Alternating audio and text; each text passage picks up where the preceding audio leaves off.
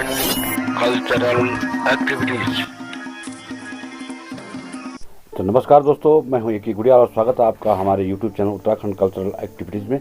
तो दोस्तों, हम आज की वीडियो में आपको दिखाएंगे कि उत्तराखंड लोक जीवन की जो जीवन शैली थी उसके बारे में बताएंगे।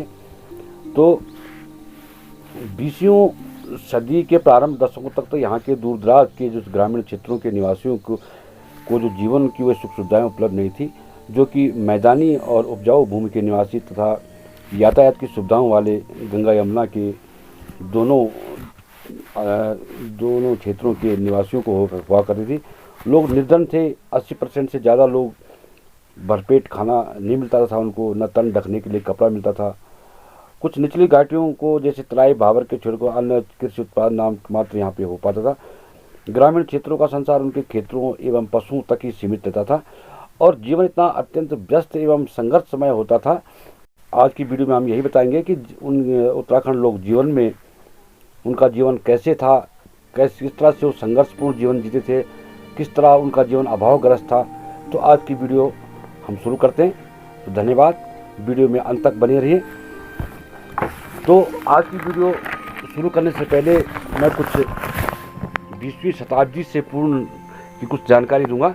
तो 20वीं शताब्दी से पूर्व यहाँ के जो मध्य हिमालय विस्तृत क्षेत्र में नगरों पे नाम केवल 3 कस्बे हुआ करते थे, जिसमें था हरिद्वार, श्रीनगर और अल्मोड़ा। ये तीनों ही नगर हुआ करते थे। तो 5000 वर्ष पहले की अगर बात करें तो यहाँ के निवासी न्यूनाधिक रूप से अपने परंपरागत जीवन पद्धति का ही अनुसरण किया करते आ रहे थे। तो महाभारत में उत्तराखंड में दक्षिण पश्चिमी भाग में स्थित कुलिंद राज के राज्य के प्रसंग में यहाँ पर जो है कि 4 प्रकार के लोगों की जो है ये उल्लेख मिलता है। तो इनमें एक लोग थे कि एक इनकी व्यवस्था थी, 4 प्रकार के लोक जीवन का यहाँ पे उल्लेख मिलता है। तो एक थी ग्राम और दूसरा नगर और तीसरा तीर्थ एवं आश्रम। तो आवासीय स्तरों पर 2 लोगों के वर्ग थे, एक एकासन अथवा स्थायी निवासी तथा एक प्रवासी पशुपालक। और इसके अलावा मानवों का एक ऐसा परिव्राजक वर्ग भी था जो कि जिनको की जहाँ रात हो गई वहीं ठिकाना, इस तरह के लोग करते थे। तो एकासन वर्ग लोग स्थायी रूप से अपने गांव में रहते थे, कृषि एवं पशुपालन करते थे। और पिछले समय में दूर दराज के लोग जो है पर्वतीय क्षेत्रों में रहने वाले लोगों की जीवन शैली जो थी, इनकी गति जो थी बहुत मंदी थी। उनकी जीवन शैली की स्थिर थी, ना ही उनमें परिवर्तन के लिए कोई समय था और ना ही कोई प्रेरणा थी। तो लोक जीवन के इस स्थिर परंपरागत रूपों की गाथा को अब कुछ बूढ़े बुजुर्गों से सुनने को मिलता है, जिसका संबंध 19वीं सदी के अंत और 20वीं सदी के शुरुआती दशकों में जो लोक जीवन की स्थिरता एवं अवर्तनीय का कारण मुख्यतः यह था कि यहाँ के पर्वतीय क्षेत्रों का जीवन जो था कि समस्त क्रियाकलापों का मूल आधार जो था कि कृषि और पशुपालन ही था। तो इनके सारे जो थे कि सामाजिक और सांस्कृतिक क्रियाकलाप इसी दूरी के आसपास घूमते रहते थे। और क्योंकि इन आधारों के पुरातन काल से ही कोई परिवर्तन नहीं आया, अतः इनकी जीवन पद्धति का चक्र भी यथावत घूमता रहा तथा इनका रहन सहन, इनका खान पान इन्हीं 2 मूल आधारों पर चला हुआ करता था। तो केवल नमक ही ऐसी वस्तु थी जिसके लिए कि ये लोग दूसरे लोगों पर निर्भर हुआ करते थे। तो जैसे लता कपड़ा होगा, भांडे बर्तन होगा, गुड़ तेल, ये सभी स्थानीय स्रोतों से उपलब्ध हो जाया करता था। लते कपड़े जो था कि भेड़ बकरियों के ऊन से हो जाता, और खेतों में जो उगी कपास की रुई से और भांग के रेशों से रिखू को यानी कि गन्ने को, तो इसका गुड़ शक्कर बना लिया करते थे। और मीठे की ज़्यादा जो थी आवश्यकता शहद से हो जाया करती थी। तो अतः उस समय के लोग जो 80% से ज़्यादा लोग जो थे निर्धन थे, न भरपेट अन्न मिलता था, न ही तन ढकने के लिए कपड़ा। तो ग्रामीण लोगों का संसार उनके खेतों तथा पशुओं तक ही सीमित होता था तथा अन्य जीवन अस्त व्यस्त एवं संघर्षमय हुआ करता था। तो परिवार में छोटे बच्चों को छोड़कर घर के सभी बड़े लोगों को जो है कि अधिक श्रम करना पड़ता था। तो घर की महिलाएं जो थी पाँव फटने से पहले ही कूटने पीसने, पशुओं का दूध दुहाने जैसे सभी कार्यों से निवृत्त होकर और पूरे दिन पर गृहस्थी के अन्य कार्यों में जुड़ जाती थी। तो खेती बाड़ी के समय में तब परिवार के जो पुरुष वर्ग होते वो भी सुबह सुबह हल बैलों को लेकर खेत जोतने बीज बोने के लिए अपने खेतों में पहुंच जाते थे। तो इसी प्रकार पुरुष एवं महिलाएं दोनों का जीवन जो है कि प्रातःकाल से सायंकाल तक जो है कि अति व्यस्त रहा करता था। तो पहाड़ी पथरीली भूमि में कृषि से जो कुछ भी अन्न उगता था, बाकी लोग दूध दही एवं वन्य उत्पादों जैसे कि फलों कंदमूलों से ही अपना पेट भरते थे।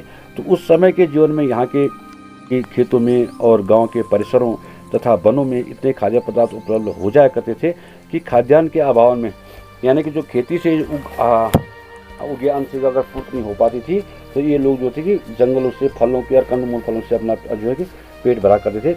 और शायद यही कारण था कि खाद्य पदार्थ जहाँ एक ओर भूख शांत करते थे, वहीं दूसरी ओर अपने विभिन्न प्रकार के रासायनिक तत्वों के कारण इन लोगों को स्वस्थ एवं निरोग रहने में भी बहुत सहायक हुआ करते थे। लेकिन एक बात मैं इसमें और कहूँगा कि पर्वतीय क्षेत्रों के ग्राम्य जीवन का जो अतीत है यद्यपि संघर्षपूर्ण एवं अभावग्रस्त तो रहा, लेकिन परंतु तनाव और कुंठा से सर्वथा रहित था। जीने के लिए आवश्यक भोजन वस्त्र की जो भी जिस रूप में भी व्यवस्था हो पाती थी, लोग उसी में संतुष्ट थे। न अधिक सुख भोग की इच्छा होती थी और न अधिक सुख भोग की उपलब्धि के लिए मतलब बेतहाशा भागदौड़, न किसी की बराबरी करने की ख्वाहिशें। तो सभी लोग जो थे अपने अपने कार्य क्षेत्रों में क्षेत्र से जो उपलब्ध या प्रकृति द्वारा जो सुविधाएं उनको प्रकृति द्वारा मिलती थी वो उसी में संतुष्ट रहते थे, इसीलिए निरोग एवं स्वस्थ रहते थे। और कभी कभार अगर सर्वमान्य रूप से अगर होने वाली शारीरिक बीमारी अवश्य होती थी, किंतु उसके उपचार होते डॉक्टरी अस्पतालों के चक्कर नहीं लगाने पड़े थे। गांव के बड़े बूढ़े अनुभवी लोग जो थे स्थानीय स्तर पर उपलब्ध जड़ी बूटी तंत्र मंत्र झाड़ फूक से ही उनका इलाज कर देते थे। तो पुराने परिवारों में, उस समय के लोगों के परिवारों में क्या होता था कि उनके मकान एक बाखलियों के रूप में होते थे, यानी पंक्तिबद्ध होते थे और वो परिवार के हिसाब से छोटे बड़े होते थे। जितना परिवार का विस्तार है उस हिसाब से वो बाखलियाँ बनाई जाती थी, पंक्तिबद्ध होती थी, एक दूसरे से सटे होते थे और 4-5 पीढ़ियों तक जो है कि एक ही बाखली में ये गुजारा करते थे ये लोग। तो इनके मकान जो थे कि एक दूसरे से सटे होते थे, तो उससे क्या होता है कि उनमें आपसी भाईचारा प्रेम व्यवहार भी बना रहता था। सब लोग एक ही साथ बैठते थे, उनका समाज अलग था। तो इस तरह से मतलब उनका जितना बड़ा परिवार होता था उतनी बड़ी उनकी बाखली हुआ करती थी। और कृषि एवं भवन निर्माण हेतु जमीन, दूध दही आदि के लिए गाय भैंस बकरियां और हल जोतने के लिए एक जोड़ी बल, और यही तो थी उत्तराखंड के ग्रामीण जीवन की मूलभूत आवश्यकताएं। तो ये था हमारा आज का वीडियो। तो आशा करते हैं कि उत्तराखंड के अतीत से जुड़ी यह जानकारी आपको पसंद आई होगी। तो ऐसे ही दिलचस्प उत्तराखंडी वीडियो के लिए हमारा चैनल भी सब्सक्राइब करें और सब्सक्राइब के साथ लाल बटन के साथ वाला जो ऑल नोटिफिकेशन वाला बेल है उसको भी जरूर प्रेस करें ताकि हमारे आने वाली हर वीडियो आपको मिले सबसे पहले। तो आज के लिए बस इतना ही, मिलते हैं अपने नेक्स्ट वीडियो में एक नेक्स्ट टॉपिक के साथ। तो दीजिए इजाज़त। जय जय भूमि उत्तराखंड।